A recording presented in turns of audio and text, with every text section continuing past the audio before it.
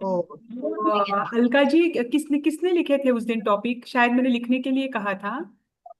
नहीं, मैंने तो नहीं लिखा मैम। मैंने भी नहीं लिखा तो मैम। मैंने कहा ग्रुप था में ना। दो चार जनों का सिर्फ नाम आया था। तो ठीक है, लिखा। जिनके जिनके है ना, उनके उनके मुझे भेज दीजिए। और फिर बाकी के लोगों के मैं देख लेती हूँ, तुरंत बता देती हूँ आज, क्योंकि मैंने उसी दिन, मुझे पता है मेरे पेजेस इधर उधर चले जाते हैं ना। तो मैंने कहा था हाथों हाथ लिख लीजिए। आप किसने लिखा मुझे भी याद नहीं है। शायद हम उस दिन सबने गीता अपना। जी। नहीं नहीं, मैंने कहा था आई ना थिंक। कि सुमन जी भी नहीं थे, शायद गीता जी भी नहीं थे। सुमन मैं जी भी नहीं नहीं थी थी। मैम। तो उनका कोई तो भी लिख लीजिए। इंदिरा जी ने किसी ने लिखा है? श्रेय भी नहीं था।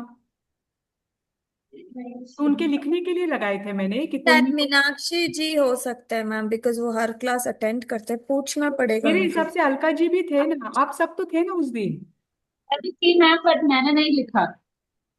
जिनके जिनके ऑलमोस्ट सब पास थे। टॉपिक है ना। हाँ, सविता जी, उनको पूछ लेना, मिले तो ठीक, नहीं तो मुझे वापस भेज देना, मुझे इनको आज ही भेजना रहेगा। क्योंकि फिर ठीक है। वेडनेसडे को इनकी तैयारी भी होनी चाहिए। ठीक है मैम। ठीक। चलो, सुमन जी आज आपको दे दिया जाएगा। यस मैम, ठीक है मैम। मैम मेरा टॉपिक आके चार प्रकार की बुद्धि है, उसमें बहुत सारे एग्जाम्पल्स है। तो वो सारे एग्जाम्पल, हाँ, तो सारे एग्जाम्पल। सारे एग्जाम्पल्स पढ़ने होंगे मैम। नहीं, इतना पढ़ने की जरूरत नहीं है आपको, बस ध्यान में आ गया ना किस बुद्धि में क्या है, वो हाँ, एग्जाम्पल के आधार पर तो भी बहुत है।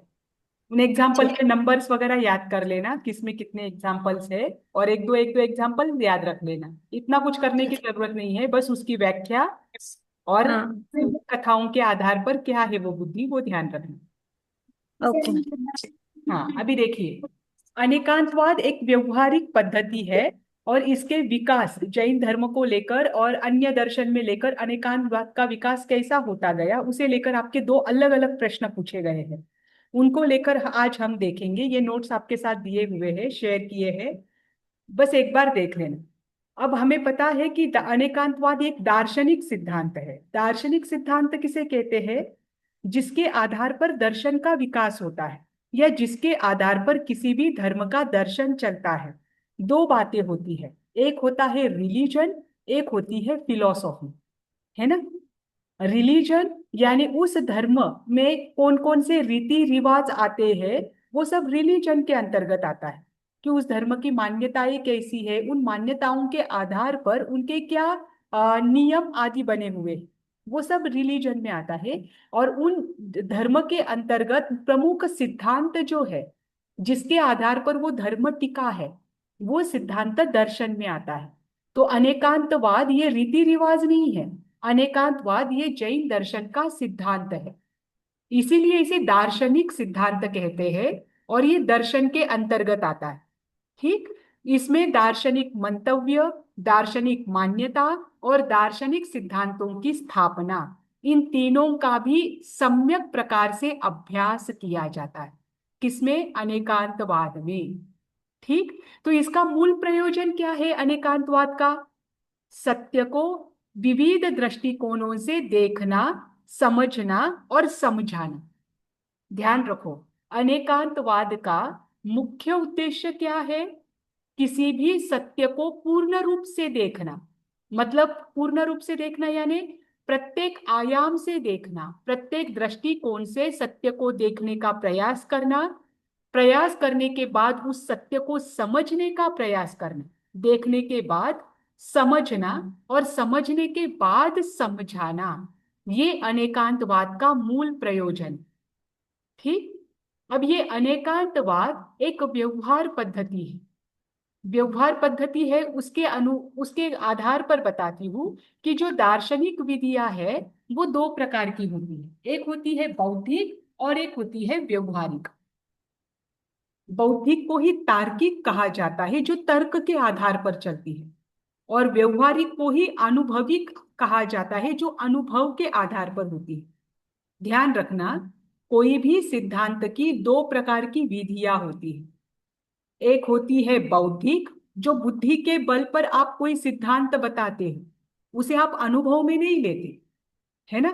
वो तार्किक और बौद्धिक होता है। और दूसरा होता है कि अनुभव से हम कोई सिद्धांत बताते हैं। अनुभव के आधार पर कोई जब सिद्धांत बताया जाता है तब उसे अनुभविक पद्धति या विधि कहा जाता है। तो अनेकांतवाद जो है ये तार्किक नहीं है। अनेकांतवाद यह अनुभविक पद्धति है। ध्यान रखना, अनेकांतवाद का आधार बुद्धि नहीं है, अनेकांतवाद का आधार है सत्य का अनुभव करना। जब सत्य का स्वयं अनुभव किया जाता है तभी उसे आप क्या कर सकते हो, दूसरों को समझा सकते हो। ठीक, कुछ यूनिवर्सल लॉज होते हैं, जैसे कि आपके मैथ्स और साइंस के जो लॉज है, नियम है, वो नियम कैसे है, बौद्धिक है, बुद्धि के आधार पर है। ठीक, जैसे फिजिक्स में और मैथ्स में जो कुछ नियम बनाए जाते हैं वे नियम बौद्धिक होते हैं। लेकिन इतिहास में, सामाजिक कोई शास्त्र का विषय है या आपका सिविक्स आदि जो विषय है, इसके जो आपके नियम बताए जाते हैं ये नियम आपके अनुभविक होते हैं। बस ऐसा ही अनेकांतवाद। ठीक, ध्यान रखना, व्यवहारिक पद्धति में आपको देना है कि अनेकांतवाद यह कैसा है, दार्शनिक सिद्धांत होने के साथ साथ इसकी जो विधि है वह अनुभविक विधि है। अनुभूतियों के आधार पर अनेकांतवाद का अभ्यास किया जाता है। ठीक, और अनेकांतवाद की व्याख्या क्या है वो भी ध्यान रखना, उसका जो प्रमुख प्रयोजन है। अब अनेकांतवाद की जो विकास यात्रा है, इसमें अनेक अनेक दर्शनों में अनेकांतवाद का कैसे स्थान रहा वो रहेगा। लेकिन उसके पहले ध्यान रखना कि अनेकांतवाद की विकास यात्रा जो है वो अनुभविक पद्धति से चली है ना, कि सत्य क्या है इसे पहले देखा गया, जाना गया, और जानने के बाद अनुभूति करने के बाद उसे सबके समक्ष रखा गया। अनेकांतवाद शब्द के आधार पर देखो तो उसकी स्थापना आचार्य सिद्धसेन दिवाकर ने ईस्वी सन की चतुर्थ शताब्दी में की। अनेकांतवाद शब्द की ध्यान रखना, पर उसके पहले भी अनेकांतवाद कहीं ना कहीं किसी ना किसी रूप में विद्यमान था। जैसे हमने पीछे देखा है जब अनेकांतवाद का इतिहास देखा था। पर पहली बार जब सिद्धसेन दिवाकर ने अनेकांतवाद का वर्णन किया था न्याय अवतार में और उसके बाद सन्मति तर्क प्रकरण में, ये दोनों भी किताबें आचार्य सिद्धसेन दिवाकर की है, तो उन्होंने उसमें क्या कहा था, अनेकांतवाद की विशेषता बताकर अनेकांतवाद को नमस्कार किया था। आपको तीसरा प्रश्न क्वेश्चन बैंक में ये भी है कि अनेकांतवाद की विशेषताएं लिखिए, उसमें आपको ये भी एक पॉइंट आएगा। तो उन्होंने विशेषता गाथा के माध्यम से क्या बताई थी, जो सन्मति तर्क प्रकरण में आता है, तीसरे अध्याय की 70वीं गाथा है, जेन विना लोगस्य व्यवहारो संवहा न निवड़ई। अर्थात जेन विना, जिसके बिना, लोगस्य यानी लोग का, व्यवहारो यानी व्यवहार, संवहा न निवड़ई सर्वथा संभव नहीं है। तस्य भुवनेक गुरुनो, उस संसार के, भुवनेक यानी संपूर्ण भुवन में, उस संपूर्ण लोक में, गुरुनो नमो अनेगंत वायस, ऐसे जो अनेकांतवाद है जिसके बिना संपूर्ण लोक का कोई भी व्यवहार पूर्णतया पालन करना संभव नहीं है, ऐसे अनेकांतवाद को मैं नमस्कार करता हूं। ये किसने कहा है, किसकी गाथा है ये, सन्मति तर्क प्रकरण की। हाँ किसने कहा है ये, आचार्य सिद्धसेन दिवाकर। आचार्य सिद्धसेन दिवाकर ने पहली बार अनेकांतवाद का प्रयोग किया था ना, शब्द का, है ना। तो उन्होंने हाँ न्यायावतार और सन्मति तर्क प्रकरण, इन बिल्कुल। दोनों में अनेकांतवाद को पहली बार अनेकांतवाद कहकर उसे नमस्कार किया है। और उसकी विशेषता बताते हुए उन्होंने कहा है कि अनेकांतवाद के बिना इस संपूर्ण लोक में व्यवहार का निर्वहन सभी तरह से यानी संपूर्ण प्रकार से संभव नहीं है। इसीलिए यह एकमात्र गुरु है प्रत्येक दर्शन का। अगर उस दर्शन का समन्वय आपको करना है, उसे आपको समझना है, तो गुरु एक ही है, अनेकांतवाद। और इसको यहां पर इन्होंने क्या किया है, वंदन नमस्कार किया है। ठीक, अनेकांतवाद क्या है, व्यवहारिक दर्शन है। अब उसकी व्यवहारिक उपयोगिता तो आगे देखेंगे। अब अनेकांतवाद का जन्म क्यों हुआ है, जो विवाद है, जब अनेकांतवाद का प्रयोग किया गया चौथी शताब्दी में, वो ऐसा समय था कि प्रत्येक दर्शन, भारत में 12 दर्शन है, और प्रत्येक दर्शन अपनी अपनी ओर लोगों को खींच रहे थे। तो उस समय सिद्धसेन दिवाकर ने अनेकांतवाद शब्द का प्रयोग कर किया, और उसका जन्म इसलिए हुआ क्योंकि विवादों का यहाँ पर क्या हो, विसर्जन हो, निराकरण हो, और सभी जो एकांतवाद है, इन सभी एकांतवादियों का समन्वय होकर या उनका समन्वय कराकर अनेकांतवाद शब्द का प्रयोग किया गया। ठीक, तो इसका जन्म ही किसके लिए हुआ, विवादों का निराकरण करने के, और समन्वय, सभी दार्शनिक जो विवाद है इनमें समन्वय का सूत्र बताने के लिए अनेकांतवाद का जन्म हुआ, उसका उपयोग किया गया, और यही इसकी व्यवहारिक उपादेयता है। ठीक, अब अनेकांतवाद के 3 प्रकार के कार्य है, ये भी आपकी विशेषताओं में भी आएंगे, ध्यान रखना, क्योंकि आपको अलग से कार्य नहीं दिए हैं, विशेषताओं के अंतर्गत भी आपको ये कार्य लिखने हैं, और इसके विकास यात्रा के अंतर्गत भी आपको लिखना है। जहां पर भी अनेकांतवाद का प्रश्न रहेगा, इसमें से जो है उसकी व्याख्या जो है, उसका प्रयोजन क्या है, वो कैसा दर्शन है, उसके कार्य कौन से है, ये आप लिखने का पूरा पूरा ध्यान रखना, ताकि आपके अनेकांतवाद को लेकर वहां पर क्लियर रहे जो भी है। देखो, इसके 3 कार्य है। पहला है जो गुण और दोष है उनकी समीक्षा करना। दूसरा है सापेक्षिक सत्यता को स्वीकार करना। एक मिनट। और तीसरा है विभिन्न जो मान्यताएं हैं उनका समन्वय कराना। 3 प्रकार के कार्य हैं अनेकांतवाद के। सबसे पहला, प्रत्येक दर्शन जो है, प्रत्येक दार्शनिक सिद्धांत जो है, उनके गुण दोषों की समीक्षा करना। ठीक, यहाँ पर हर जगह पर आपको शब्द शुरुआत कहा गया है, प्रत्येक दार्शनिक अवधारणा के गुण दोषों की समीक्षा करना। तो जो 12 दर्शन है, इन 12 दर्शनों के प्रत्येक चाहे भारतीय दर्शन हो, भारत के बाहर के दर्शन हो, कोई भी दर्शन हो, उनमें गुण क्या है, प्रत्येक दर्शन में क्वालिटीज भी होती है और कुछ ना कुछ मर्यादाएं, लिमिटेशंस भी होते हैं। तो उनके गुण और दोष, इन दोनों को देखना, उनका अध्ययन करना और गुणों को स्वीकार करना। जैसे कि यहाँ पर आपको एग्जाम्पल दिया है, बौद्ध दर्शन में क्षणिकवाद और अनात्मवाद, ये दोनों वाद चलते हैं। अनात्मवाद यानी आत्मा की पहले पर्याय में आत्मा है, दूसरे पर्याय में आत्मा नहीं है ना। तो बौद्ध दर्शन का एग्जाम्पल यहाँ पर दिया है कि बौद्ध दर्शन क्षणिकवाद को भी मानता है, अनात्मवाद को भी मानता है। तो उनके दोनों वादों के समीक्षा करना, उन दोनों वाद में गुण कौन से है, सत्य के पक्ष कौन से है, और कौन सी जो बात है वो सत्य के पक्ष में नहीं है। तो जो सत्य के पक्ष में है उनको स्वीकार करना, उनको गुण कहा है। जैसे उन्होंने आत्मा को क्षणिकवादी कहा है ना।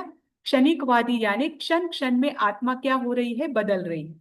तो जैन दर्शन क्षणिकवाद को पूरी तरह से नकारता नहीं है। जैन दर्शन क्षणिकवाद को पर्याय की अपेक्षा से ग्रहण करता है। जैसे प्रत्येक द्रव्य होते हैं, द्रव्य की गुण भी होते हैं, द्रव्य की पर्याय भी होती है। तो जो गुण है वो द्रव्य के साथ हमेशा रहते हैं, इसलिए वो कभी नष्ट नहीं होते। लेकिन पर्याय जो है वो अवस्था होती है और वो क्षण क्षण में बदलती है। तो इस अपेक्षा से जैन धर्म जो है वो आत्मा को नित्य अनित्य भी कहता है, नित्यानित्य यानी नित्य परिणामी भी कहता है। तो बौद्ध दर्शन का जो क्षणिकवाद है उसे दोष मानकर उसका पूर्णतया विरोध नहीं किया है, बल्कि उसकी पर्याय को स्वीकार कर एक पर्यायार्थिक नय की अपेक्षा से आत्मा को अनित्य भी जैन दर्शन कहता है ना। तो पहला अनेकांतवाद का कार्य क्या है कि प्रत्येक दार्शनिक अवधारणा जो है उनके गुण और दोषों की समीक्षा करना। जो भी एकांतवाद वाले दर्शन है उनके गुण और दोष दोनों को देखकर गुणों को अपनाना और दोषों का वहां पर निराकरण कर देना, ये पहला है। ठीक, उसका दूसरा कार्य है सापेक्षिक सत्यता को स्वीकार करना। प्रत्येक दार्शनिक अवधारणा, ये शब्द आ जाए, जो भी दर्शन है उसमें एकांतवादी दर्शन है, पर कहीं ना कोई एक सत्य के पक्ष को उन्होंने पकड़ा हुआ है। पर एक ही पक्ष को पकड़ने के कारण उन्हें एकांतवादी कहा गया है। तो उनमें जो सापेक्षिक, जो आंशिक सत्यता है, उसका स्वीकार करने करना, यानी सत्य का जो अंश उनके दर्शन में पाया जाता है, वह किस अपेक्षा विशेष से है, उसको स्वीकार करके उनका सभी एकांतवादियों का समन्वय कराना। जैसे यहाँ पर एग्जाम्पल क्या दिया है, सत्ता की नित्यता की अवधारणा द्रव्य की अपेक्षा से है। जैसे सांख्य दर्शन है, सांख्य दर्शन आत्मा को कैसा मानता है, कुटस्थ नित्य मानता है। कुटस्थ नित्य का अर्थ क्या बताया था मैंने, आपको ये याद है क्या, सांख्य दर्शन कुटस्थ नित्य मानता है आत्मा को? हाँ याद है मैम, बट आपने बताया भी था बट याद नहीं आ रहा। देखो, सांख्य दर्शन क्या कहता है, आत्मा ना करता है ना भोगता है, प्रकृति आकर उससे जुड़ जाती है और प्रकृति के कारण ही वो संसार में होता है। जैसे ही ये 24 प्रकृति के तत्व है वो छूट जाते हैं, तो वही पुरुष मोक्ष को प्राप्त कर लेता है। वो कर्ता भोक्ता नहीं है और वो नित्य है। इस कारण से उसे कहते हैं कुटस्थ नित्य, है ना। और जैन दर्शन जो है वो आत्मा को परिणामी नित्य कहता है। दोनों में अंतर है। सांख्य दर्शन की अपेक्षा से आत्मा नित्य है, पर नित्य कैसा है, कुटस्थ है। उसमें वो कर्ता कुछ नहीं है, कर्ता भी नहीं है और भोक्ता भी नहीं है। ठीक। परंतु जैन दर्शन कहता है आत्मा स्वयं कर्म का करता है, आत्मा स्वयं कर्म का भोगता है। आत्मा नित्य भी है किसी अपेक्षा से, और पर्याय की अपेक्षा से वह अनित्य भी है। इस कारण से आत्मा नित्य अनित्य है, और इसे ही जैन दर्शन परिणामी नित्य कहता है। तीनों दर्शनों का ध्यान रखो। बौद्ध दर्शन आत्मा को क्षणिकवादी कहता है, सांख्य दर्शन आत्मा को कुटस्थ नित्य कहता है, और जैन दर्शन आत्मा को परिणामी नित्य कहता है। इन दोनों का समन्वय, बौद्ध दर्शन और सांख्य दर्शन, बौद्ध दर्शन क्षणिकवादी कहते हुए आत्मा को अनित्य बताता है, और सांख्य दर्शन कुटस्थ नित्य कहते हुए आत्मा को नित्य बताता है। लेकिन जैन दर्शन द्रव्य की अपेक्षा से आत्मा को नित्य मानता है और पर्याय की अपेक्षा से अनित्य मानता है ना। तो इन दोनों का समन्वय जो है, इन दोनों में सत्यांश को ग्रहण करना और इनका समन्वय कराना, या इनका सत्यांश को, इनके सापेक्षिक सत्यता को ग्रहण करना, ये अनेकांतवाद का दूसरा कार्य है। और उसका तीसरा कार्य है कि इनका समन्वय कराना, इनका समन्वय कराकर एक सूत्र देना, जैसे कि परिणामी नित्यता और नित्य अनित्यता। ये क्या है, अनेकांतवाद का तीसरा कार्य है। इस पर यहाँ पर देखो एक दृष्टांत दिया है। जिस प्रकार एक वैद्य किसी विष विशेष के दोषों की शुद्धि करके उसे औषधि बना देता है, एग्जाम्पल क्या दिया है कि वैद्य के पास विष आकर उसे वो विष रूप में ग्रहण नहीं करता है, उसे अगर विष के गुण और दोष दोनों पता है, यह विष किसी असाध्य बीमारी को ठीक करने के लिए उपयोग में लिया जा सकता है, जब उसके गुणधर्मों को वो देखता है, तो उस विष पर अभ्यास करके या उसके दोषों की शुद्धि करके जो उसके असार अंश है उनको निकालकर उसी विष से वो औषधि बनाता है, और वही विष जीवन दान की देने का भी कार्य कर सकता है।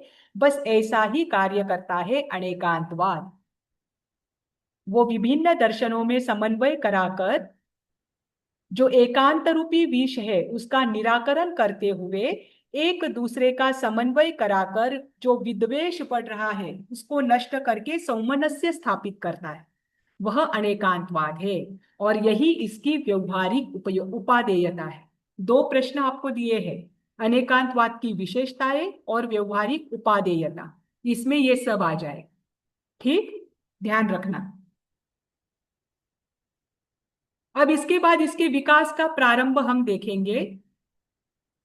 अब आप जैन दर्शन भी, आप अन्य दर्शन भी पढ़ रहे हो, तो आपको मुझे इतना बताने की जरूरत नहीं है, बीच का लेने की जरूरत है।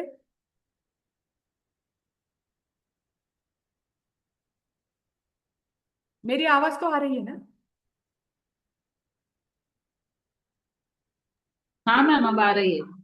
अभी देखो अनेकांतवाद बरोबर का आ रहे हैं विकास आवाज। क्रम। हाँ, अनेकांतवाद का विकास क्रम। अब यहाँ पर आपको ऋग्वेद, जो वैदिक परंपरा में माने जाने वाले उपनिषद, और नासदीय सुक्त आदि जो है उनका दृष्टांत पहले दिया जाएगा कि वहां पर कहीं ना कहीं अनेकांतवाद का थोड़ा सा अंश हमें देखने को मिलता है। तो अनेकांतवाद के जो जैन धर्म का विकास है, जैन धर्म में अनेकांतवाद का विकास कैसे हुआ वो हमने पिछले क्लास में देखा था जब शुरुआत हुई थी।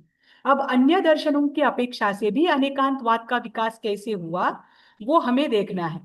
ठीक, इसमें सबसे पहला, अगर आप 9 दर्शन को देखें, 12 दर्शन है भारत में। ठीक, 12 दर्शन में से 3 दर्शन जो है, जैन दर्शन, बौद्ध दर्शन और चार्वाक दर्शन, इन 3 दर्शनों को नास्तिक कहा जाता है। क्यों नास्तिक कहा जाता है? नास्तिक की व्याख्या उन्होंने की है, जो वेदों को नहीं मानता वे नास्तिक है ना। तो 12, भारत में 12 बड़े बड़े दर्शन हैं, जिसमें से 3 दर्शन नास्तिक कहे जाते हैं क्योंकि वो वेदों की प्रामाणिकता को नहीं मानते या वेदों को वो अपौरुषेय नहीं कहते। इस कारण से इन 3 दर्शनों को नास्तिक कहा गया है। लेकिन बचे हुए जो 9 दर्शन हैं वो वेदों को मानते हैं, है ना। और उन 9 दर्शनों के अनुसार वेद सबसे प्राचीनतम है। जैसे जैन दर्शन को पूछो तो जैन दर्शन पूर्वों को सबसे प्राचीनतम मानता है, अंग साहित्य को सबसे प्राचीनतम मानता है। लेकिन ये 9 दर्शन वेद को प्राचीनतम मानते हैं। और इन वेदों में भी ऋग्वेद जो है ये सबसे प्राचीन है। उस ऋग्वेद में परस्पर विरोधी मान्यताओं को दिया गया है। और इसकी एक गाथा भी मैंने आपको बताई थी, एकम सदा विप्रहा बहुधा वदंती, है ना, नीचे आएगी वो गाथा। तो अब हम बताएंगे कि जिसमें एक विद्वान अनेक दृष्टियों से एक वस्तु को व्याख्यायित करते हैं, ये वो व्याख्या है। और इसमें भी आपको अनेकांतवाद का कहीं ना कहीं अंश देखने को मिलेगा। उसमें सबसे पहला वेदों के वेदांग भी है, उसके उपांग भी है। तो उनमें जब एक नासदीय सुक्त आता है उसमें परमात्मा को सत और असत दोनों रूप बताया है। हालांकि वेदों के अनुसार, जो वेदों को मानते हैं वे सारे दर्शन वैदिक दर्शन होते हैं। वैदिक दर्शन के अनुसार परमात्मा हमेशा सत होता है। ध्यान रखना, अगर आप लगभग 9 दर्शनों का अध्ययन करोगे, क्योंकि आपको भारतीय दर्शन है, तो उसमें लगभग 9 के 9 दर्शन परमात्मा को सत ही मानते हैं, असत नहीं मानते। लेकिन फिर भी वेदों में ही एक नासदीय सुक्त आता है जहां पर जो परम तत्व है उसे सत रूप भी बताया है, असत रूप भी बताया है। उन्होंने कहा है कि ये किसी अपेक्षा से सत रूप है और किसी अपेक्षा से असत रूप है।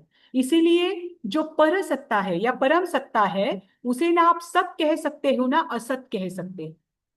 ये नासदीय सुक्त में आता है। तो ये जो बात है ये भी कहीं ना कहीं अनेकांतवाद का एक आंशिक रूप है, ऐसा हमारे विद्वानों का कहना है।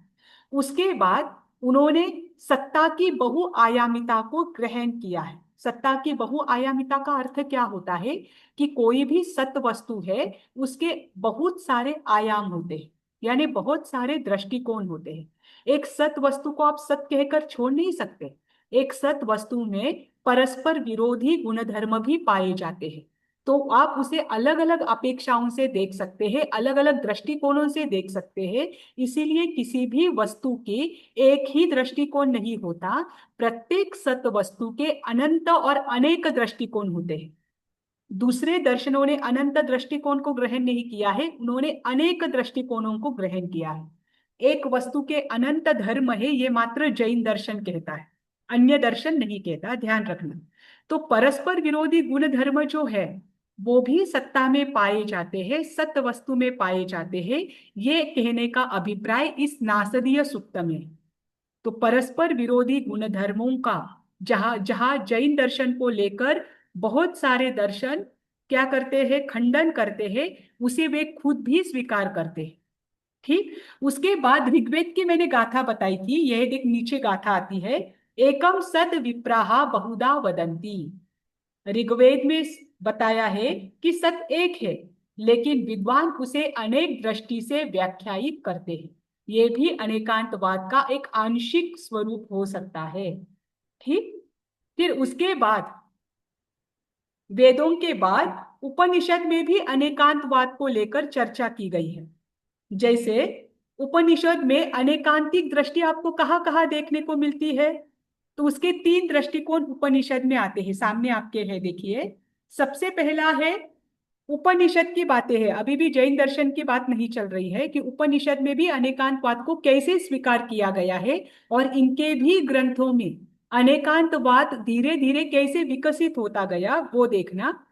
पहला दृष्टिकोण उपनिषद की अपेक्षा से क्या है, कि जो अलग अलग संदर्भ है उनमें परस्पर विरोधी जो विचारधाराएं हैं उनका प्रस्तुतिकरण किया गया है। नीचे एक एक उपनिषद को लेकर मैं आपको बताऊंगी, तब आपको क्लियर होगा।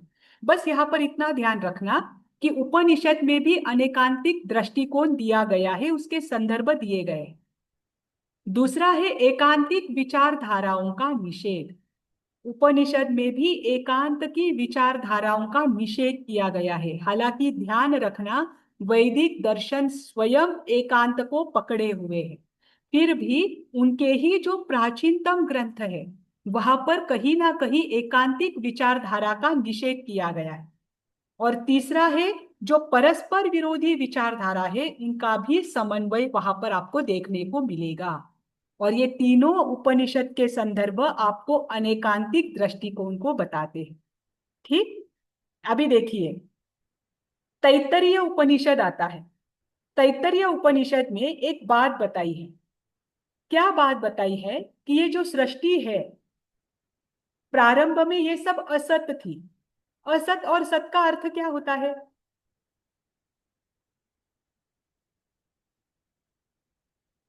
सारे है? किसी की आवाज नहीं आ रही है।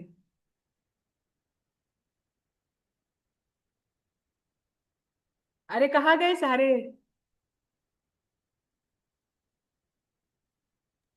हम यही हैं, बट मेरे मैम लिए तो यही सब। तो। देखो श्रेय जी सारे नींद ले रहे हैं कदाचित। अलका जी, कोमल जी, सुमन जी। नहीं नहीं नहीं मैम, मैम, इधर ही नींद नहीं ले रही हूँ, बट पता नहीं अभी नींद। देखो, मैंने क्या कहा अभी? असत और सत का अर्थ क्या होता है? ऐसे मत करना, मतलब मैं आगे का इतना बोलूंगी और आप बोलोगे मैम असत क्या है और सत क्या है।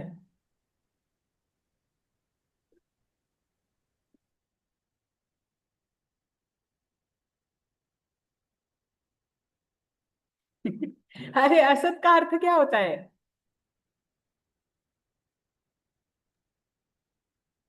जो मतलब असत, मतलब सत्य और असत्य है क्या मैम? सत्य और असत्य। हाँ, सत्य असत्य। सत्य कैसा होता है? नित्य, जो हमेशा रहता है वो सत, जो नष्ट होने वाला है वो असत, असत। है ना? अब देखो, तैत्तरीय उपनिषद है। तैत्तरीय उपनिषद में क्या बताया है? कि प्रारंभ में सब असत था, कुछ भी नित्य नहीं था, है ना? और जो उनके अनुसार असत का अर्थ एक ये भी होता है कि जिसका कोई अस्तित्व नहीं है उसे असत कहा जाता है, और जिसका अस्तित्व है उसे सत कहा जाता है। अगर आप मीमांसा दर्शन की अपेक्षा से देखो तो वो क्या कहते हैं? कि ब्रह्म ही एक सत है, बाकी सब असत है, बाकी सब माया जाल है।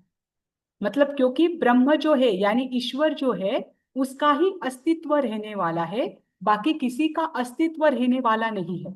इसलिए बाकी सबको उन्होंने असत कहा है।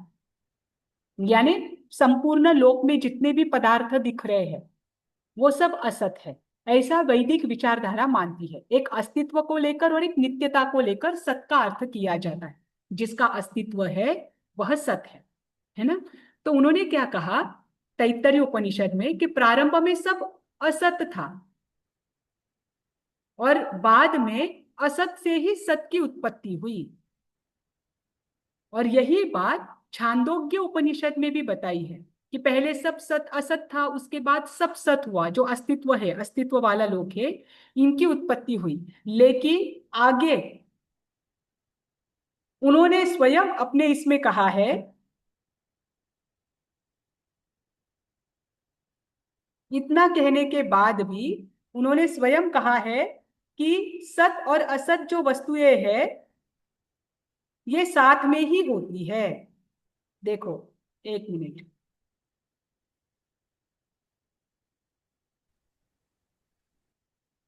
हाँ, ये बृहद आरण्यक उपनिषद है। इसमें ऋषि क्या कहते हैं कि जो सृष्टि है या सत्य पदार्थ है वह स्थूल भी नहीं है, सूक्ष्म भी नहीं है, ह्रस्व भी नहीं है, दीर्घ भी नहीं, परंतु वे है, वे असत्य नहीं है। और यही उपनिषद में बताया है कि प्रारंभ में सब असत्य था, बाद में क्या हुआ, सब सत्य रूप में परावर्तित हुआ। मतलब असत से ही सत्य की उत्पत्ति हुई। हालांकि जो स्वयं असत्य है उससे सत्य की उत्पत्ति नहीं हो सकती, लेकिन उनकी ये मान्यता वे खुद उनके ही अपने ही उपनिषद में खंडित करते हैं। तो बृहदारण्यक उपनिषद ने कहा है कि कोई भी वस्तु है वह कैसी है, सत्य है, लेकिन वे स्थूल भी नहीं है, सूक्ष्म भी नहीं है, ह्रस्व भी नहीं है, दीर्घ भी नहीं है, है ना। तो यहाँ पर जो ये सुक्ति बताई है, ये सुक्ति अनेकांतवाद की ओर लेकर जाती है। ठीक, उसके बाद तैत्तरीय उपनिषद में कहा गया है कि जो परम सत्ता है वो मूर्त भी है, अमूर्त भी है, वाच्य भी है, अवाच्य, वाच्य यानी जो कहा जा सकता है, और अवाच्य यानी जो नहीं कहा जा सकता। विज्ञान यानी जो चेतन है, जीव रूप है, और अविज्ञान यानी जो जड़ रूप है। सत्य यानी जिसका अस्तित्व है, असत्य यानी जिसका अस्तित्व नहीं है।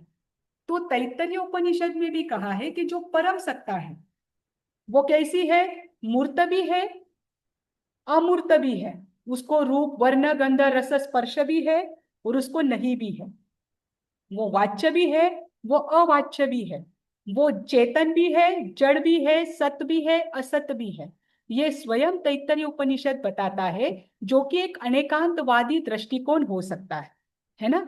तो उनके ही ग्रंथों में अनेकांतवाद के कहीं ना कुछ अंश पाए जाते हैं, लेकिन यहाँ के अनेकांतवाद में और जैन दर्शन के अनेकांतवाद में सूक्ष्म अंतर है और बहुत गहरा अंतर है, ध्यान रखना। इसे आप पूरी तरह से अनेकांतवाद नहीं कह सकते। जैसे उन्होंने कहा कि परम सत्ता में दोनों विरोधी गुणधर्म पाए जाते हैं, जैन धर्म भी ये कहता है कि प्रत्येक वस्तु में दोनों परस्पर विरोधी गुणधर्म पाए जाते हैं, लेकिन विरोधी गुणधर्मों के साथ जो जो सत्य है वो हमेशा अस्तित्व में रहता है। ध्यान रखना। इसीलिए हमारे आगमों का जो शुरुआत है, आगमों का जो लिखा गया है वो किसके आधार पर लिखा गया है, एक त्रिपदी के आधार पर सारे आगम हमारे सारे शास्त्र लिखे गए हैं। वो त्रिपदी कौन सी है, उत्पाद, व्यय और द्रव्य, है ना। उत्पाद बताता है जन्म को, व्यय बताता है नाश को, लेकिन जन्म और नाश के साथ जो द्रव्य